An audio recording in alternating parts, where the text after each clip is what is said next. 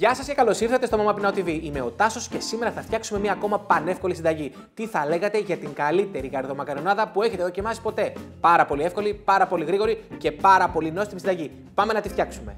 Χρησιμοποιούμε μεσαίες γαρίδες, φρέσκες ή κατεψυγμένες. Αφαιρούμε τα κεφάλια και τα κρατάμε στην άκρη για να ετοιμάσουμε τον ζωμό ή αλλιώς μπισκ. Ρίχνουμε τα κεφάλια σε κατσαρόλα σε μέτρια φωτιά. Ανακατεύουμε να βγάλουν τα αρώματά τους για 1 με 2 λεπτά. Προσθέτουμε εξαιρετικό παρθένο ελαιόλαδο στην κατσαρόλα. Ανακατεύουμε να λαδωθούν καλά τα κεφάλια γαρίδας. Ώρα για τα λαχανικά μας. Ρίχνουμε καρότο, κρεμμύδι, πράσο, σκόρδο και ανακατεύουμε καλά. Προσθέτουμε τον πελτέ ντομάτας που θα ζωντανέψει τη γεύση του ζωμού. Τον τρίβουμε στην κατσαρόλα να βγάλει τα αρώματά του. Προσθέτουμε τόσο νερό όσο να καλύψει τα λαχανικά, χωρίς να γεμίσει όμως η κατσαρόλα. Ρίχνουμε ένα φύλλο δάφνη, μερικούς κόκκους μπαχάρι. Αλατίζουμε κατά την προτίμησή μας, τώρα κατεβάζουμε σε χαμηλή φωτιά. Σε τηγάνι ζεσταίνουμε εξαιρετικό παρθένο ελαιόλαδο.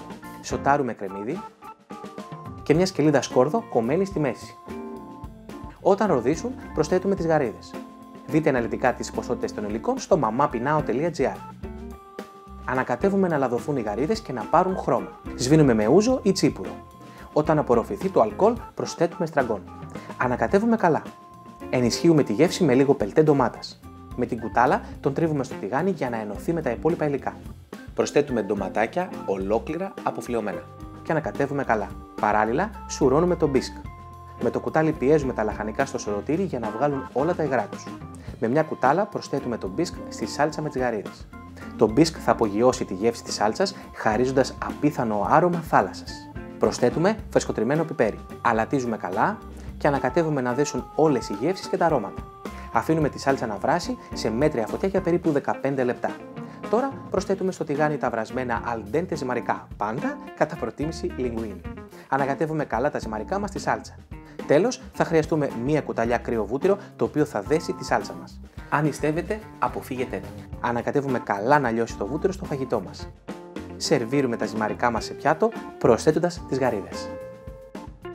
Φίλες και φίλοι μου, η γαριδομακαρονάδα μας είναι έτοιμη. Είδατε πόσο ωραία έχει γίνει, πόσο νόστιμα αυτά τα μακαρόνια με αυτές τις γαριδούλες, ντοματούλες και τα υπόλοιπα τέλεια υλικά μας έδωσαν ένα φοβερό πιάτο. Κοιτάξτε λοιπόν, εδώ το στήσαμε. Εγώ λοιπόν θα μου επιτρέψετε να μην χαλάσω το πιάτο και να δοκιμάσω κατευθείαν από το τηγάνι. Εννοείται εσείς ότι μπορείτε να κάνετε subscribe στο κανάλι για να μην χάνετε κανένα βίντεο και να μου κάνετε ένα comment από κάτω για να μου πείτε ακριβώς τι άλλη συνταγή θέλετε να μαγειρέψω. Τέλειο, φανταστικό. Το μυστικό για να φτιάξετε αυτή την τέλεια γαριδομακαρονάδα είναι το μπισκ. Αυτός ο ζωμός που φτιάξαμε, θαλασσινών με τα κεφάλια και διάφορα άλλα λαχανικά που έκαναν αυτό το πιάτο τέλειο. Θα το δοκιμάσετε και θα καταλάβετε τι εννοώ. Από εμένα μέχρι το επόμενο επεισόδιο, πολλά φιλάκια. Γεια σας!